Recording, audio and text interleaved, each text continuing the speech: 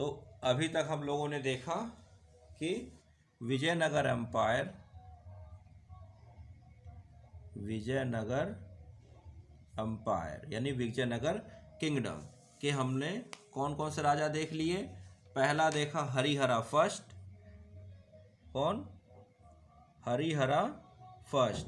इसके बाद हम लोगों ने देखा बुक्का फर्स्ट, बुक्का फर्स्ट के बाद हम लोगों ने देखा थर्ड नंबर का राजा हरिहरा सेकेंड, हरिहरा सेकेंड के बाद हम लोगों ने देखा देवराया फर्स्ट। अब देवराया की डेथ के बाद जो देवराया का बेटा यानी कि बड़ा बेटा जब राजा बनता है तो वो कुछ समय के लिए, जो रामचंद्र होता है वो कुछ समय के लिए रहता है, कुछ मंथ के लिए। उसकी डेथ के बाद आता है वीरा विजय राया। कौन आया? वीरा विजय राया, जो हमने लिखा है।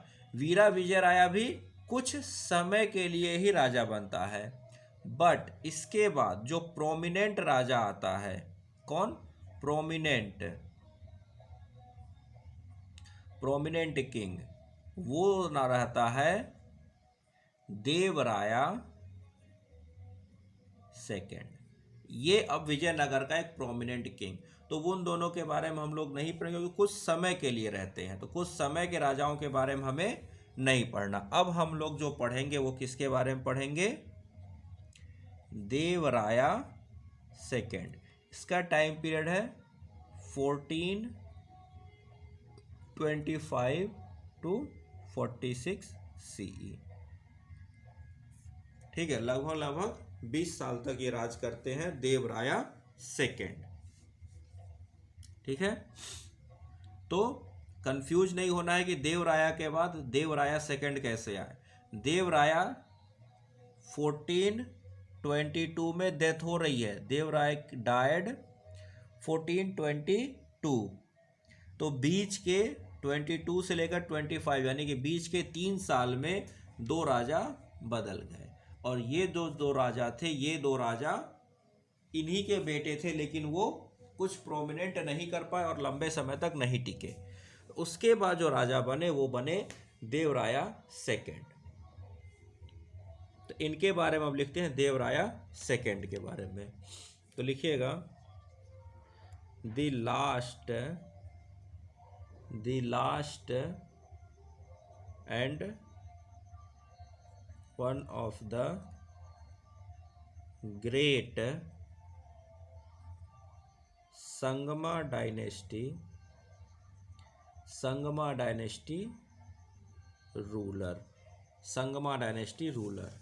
तो ये क्यों लिखा है? क्योंकि आपको स्टार्टिंग में लिखा था क्या होता है, 5 अलग अलग डायनेस्टीज को मिलाकर पूरी टाइम क्या होती है, विजयनगर के किंगडम करते। तो कौन थे? संगमा थे, सलुवा थे, तुलुवा थे और अरायविडू थे। 4 थे, 4 डायनेस्टीज। कौन सी? 4 डायनेस्टीज। कौन कौन सी? मैंने आपको स्टार्टिंग में लिखवाया था 4 डायनेस्टीज कौन कौन सी थी विजयनगर पर का रूल करने।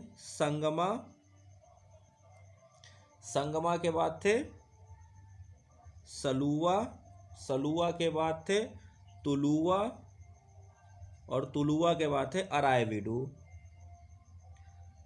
अराविडू। ये 4 अलग अलग डायनेस्टी। तो चारों रिलेटेड ही थी, आपस में रिलेटेड थी, लेकिन खैर जब एक का उत्तराधिकारी नहीं है तो दूसरा वहां पर आता है। ठीक है ना? तो इस तरह से ये थे। तो अब ये जो मैं आपको लिखा रहा हूं लास्ट, तो लास्ट का मतलब कि ग्रेटेस्ट, जो प्रोमिनेंट रूलर में लास्ट। क्या? प्रोमिनेंट रूलर में ये लास्ट थे। इसके बाद कोई इस डायनेस्टी का बहुत प्रोमिनेंट रूलर नहीं आया। ठीक है ना?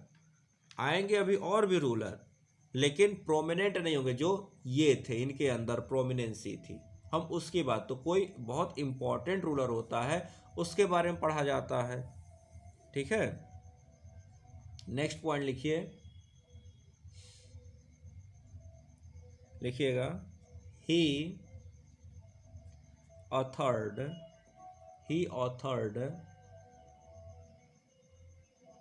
works in Kannada in Kannada.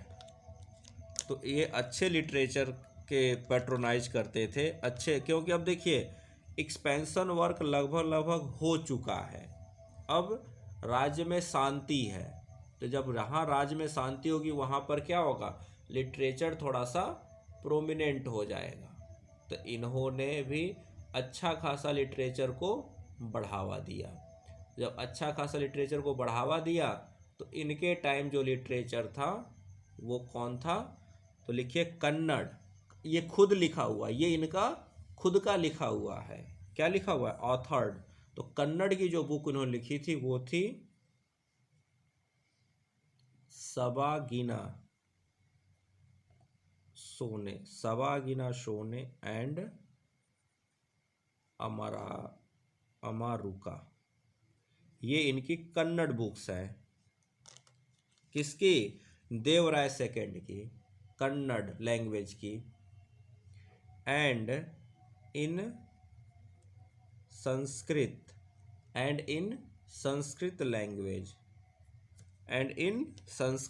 Language. तो संस्कृत लैंग्वेज की जो बुक है उनका नाम लिखिए महानताका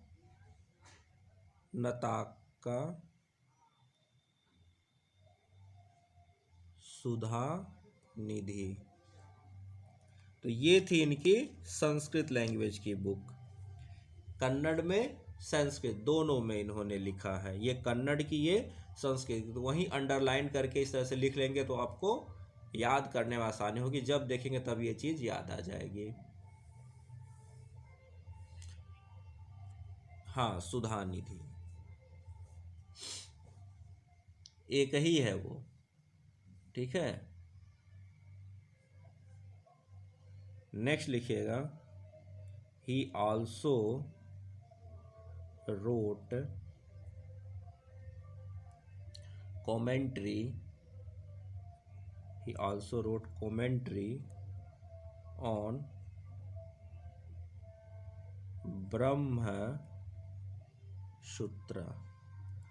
commentary on ब्रह्म सूत्र। नेक्स्ट पॉइंट लिखिए, he patronized some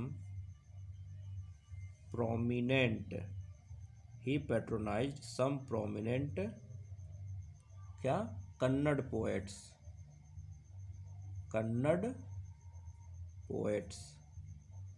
he patronized some Kannada poets. तो कौन कौन से पोएट जिसको इन्होंने पैट्रोनाइज किया था, तो लिखिएगा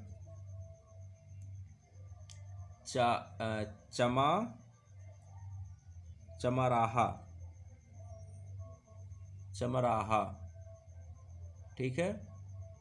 एंड दूसरे कौन थे, हाँ, और दूसरे थे कुमार व्यासा।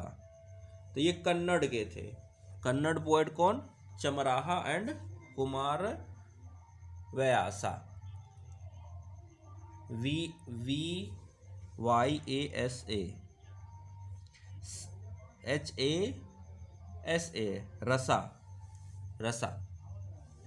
CHAMARASA। अच्छा, तो ये कन्नड़ थे। साथ में और कौन थे, आल्सो संस्कृत पोएट भी। तो संस्कृत पोएट कौन, लिखिए गुंडा दिमा। ये कौन थे, संस्कृत पोएट। नेक्स्ट लिखिए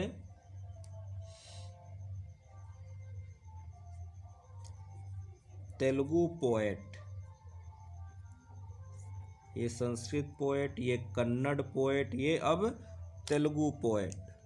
तेलुगु पोएट कौन है, कवि सर्वभौमा। कवि सार्वभौमा कौन? श्रीनाथ। कवि सार्वभौमा श्रीनाथ। ठीक है। और इनके द्वारा लिखी गई बुक, तो बुक कौन सा है? तो लिखिए, यहीं लिख लीजिएगा ऐसे, ऑर्थर ऑफ हरा विलासम, ऑथर ऑफ हरा विलासम। तो देखिए नाम जो था पोएट का, वो नाम है श्रीनाथ, पोएट का नाम है श्रीनाथ, लेकिन उनके साथ ये टाइटल जुड़ा हुआ है कौन सा? कवि सार्वभौमा। कवि सार्वभौमा का मीनिंग होता है एम्परर, एम्परर अमॉन्ग पोएट्स, ये इसका मीनिंग है। ये इनको टाइटल मिला हुआ है कवि सार्वभौमा। नाम क्या है? श्रीनाथ। ठीक है। और इन्होंने बुक कौन सी लिखी है? हर विलासम। तो देखिए पोएट कौन कौन है? पोएट है चमरासा और कुमारा व्यासा। दूसरे पोएट है गुंडा दिमा, और तीसरे 1 2 3 और चौथे हैं श्रीनाथ। ये 4 पोएट हैं। चारों में 3 अलग अलग लैंग्वेज के पोएट हैं। जैसे ये दोनों कन्नड़ के हैं, गुंडा दिमिदा संस्कृत पोएट हैं, और श्रीनाथ तेलुगु पोएट हैं। ठीक, यहां तक समझ में आई बात? नेक्स्ट लिखिए इनके बारे में, लिखिए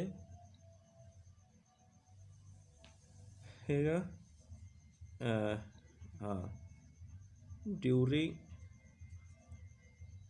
हिज रूल, कौन? तो एक बहुत ही बड़े mathematician, during his rule south Indian mathematician,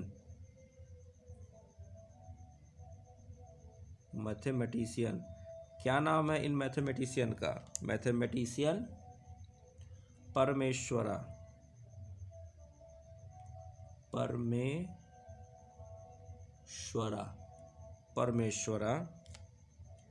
during his rule south Indian mathematician परमेश्वरा lived in his kingdom। तो कौन? परमेश्वरा इनके किंगडम में रह रहे हैं, जो क्या है? एक मैथमेटिशियन है। ठीक है। नेक्स्ट पॉइंट लिखिएगा, he acquired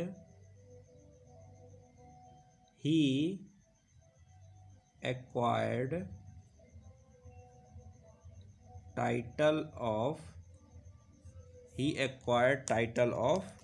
कौन सा टाइटल? तो गज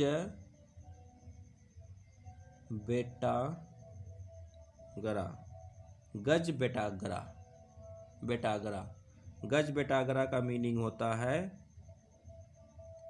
Hunter of elephants.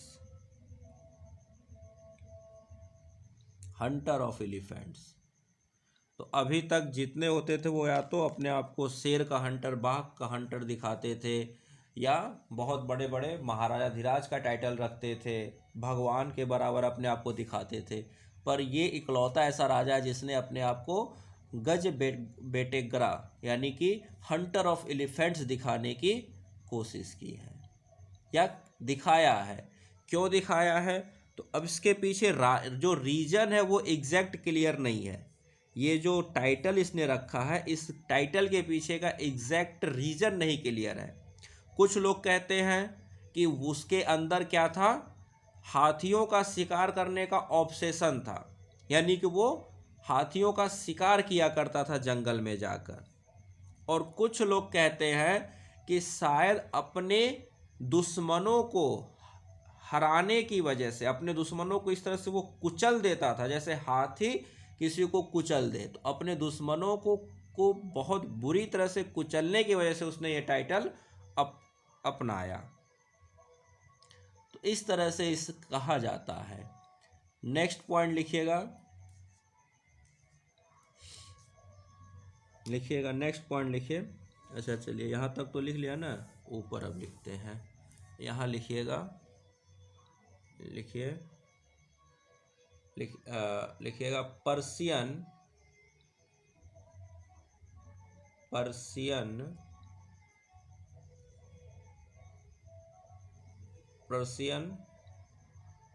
Chronicle Abdul Razzaq, ABDUR, Abdul Razzaq said. तो ये एक पर्शियन ट्रैवलर है अब्दुल रज्जाक, वो क्या कहता है, वो इसके बारे में कुछ कहता है, वो चीज़ हम लोग लिखेंगे। किसके बारे में? देवराय सेकंड के बारे में कह रहा है। कौन कह रहा है? अब्दुल रज्जाक कह रहा है। क्या कह रहा है? तो लिखिए क्या कह रहा है अब्दुल रज्जाक। ये कह रहा है Devaraya second's empire extended from Ceylon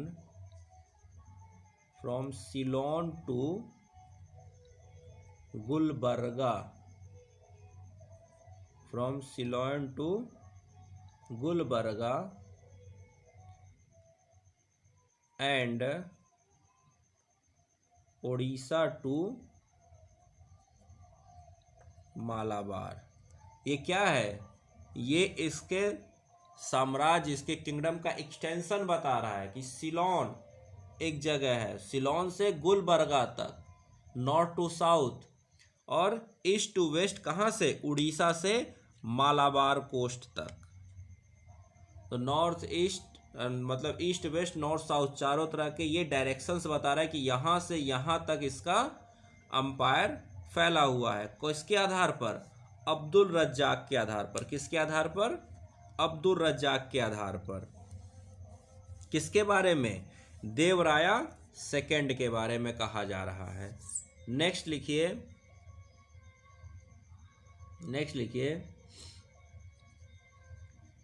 according to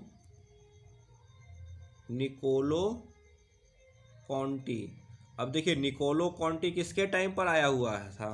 Niccolo कॉन्टी को मैं लिखवाया हूँ देवराय फर्स्ट के टाइम पर, लेकिन अभी तक निकोलो कॉन्टी यहाँ पर है। तो उसने भी क्या लिखा है? तो क्या लिखा निकोलो कॉन्टी ने? लिखा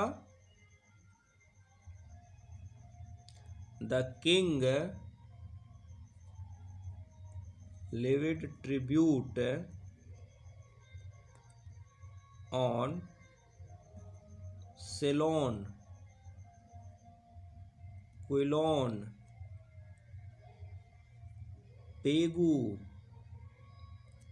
एंड पुलिकट। तो सेलोन तो श्रीलंका हो गया, कुलोन, क्यूलिन, पेगू और पुलिकट, ये सब क्या है? उस वक्त के जगहों के नाम है। तो आप मैप में देखो, आपको ये सब कुछ दिखेगा। आप इंडिया के मैप में देखो, आपको दिखेगा। तो इतनी जगह से ट्रिब्यूट ले रहा है। ट्रिब्यूट लेने का मतलब क्या हुआ कि अब यहाँ पर इनका अधिकार है, तभी तो आप ट्रिब्यूट ले रहे हो। यानी कि इन्होंने इन सब एरिया को जीत कर यहाँ पर क्या कर लिया? अपना अधिकार किया, और वहाँ के राजाओं से अब क्या कर रहे हैं? ट्रिब्यूट ले रहे हैं। तो ये दोनों ने, एक अब्दुल रज्जाक है और दूसरा निकोलो काउंटी है, दोनों ने क्या किया है? विजयनगर एम्पायर का एक्सटेंशन बताया है। लेकिन किसके टाइम बताया है? ये बताया गया है किसके टाइम पर? तो देवराय सेकंड के टाइम पर विजयनगर का एम्पायर कहाँ से कहाँ तक फैला है। ठीक, ये हो गया। अब विजयनगर एम्पायर में देवराय सेकंड का भी एंड होता है।